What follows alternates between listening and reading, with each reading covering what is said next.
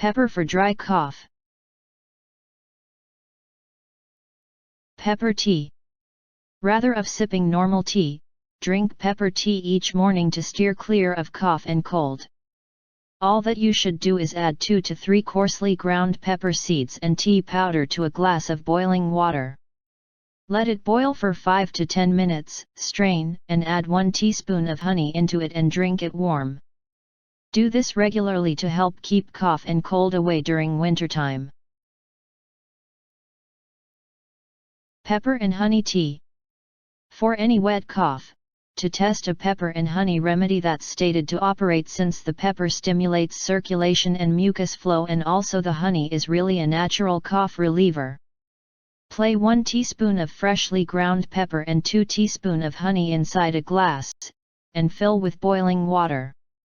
Cover and allow to steep for 15 minutes, strain, and sip.